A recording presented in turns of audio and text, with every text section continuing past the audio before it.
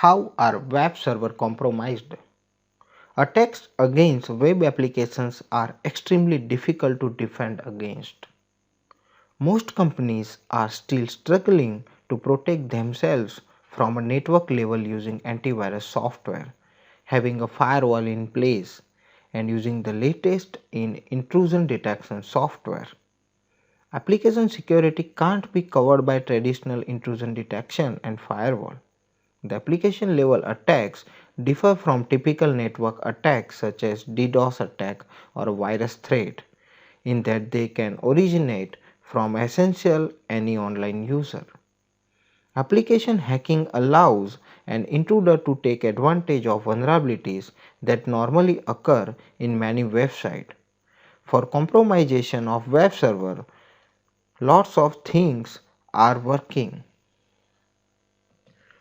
like hidden manipulation, parameter tampering, cross-site scripting, buffer overflow, and cookie poisoning. Hidden manipulation occurs when an attacker modifies form fields that are otherwise hidden on an e-commerce website such as prices and discount rates. Parameter tampering: in the instance of parameter tampering, failing to confirm the correctness of CGI parameters embedded inside the hyperlink could be used for an intrusion into the site. Parameter tampering is tampering with form submission value which can lead to unexpected result if unsecurely processed, such as executing system commands. An attacker could gain access to secure information without the need for passwords or logins. Cross-site scripting is the ability to insert malicious program into dynamically generated web pages. The scripts are disguised as legitimate data, such as comments on a customer service page, and because of the disguise are then executed by the user's web browser.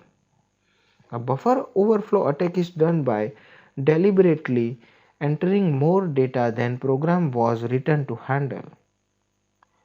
Cookie poisoning: when a hacker is using cookie poisoning, C is usually someone who has authorized access to the web application in the first place, and the hacker is usually a registered customer and is familiar with the application in question. Thank you.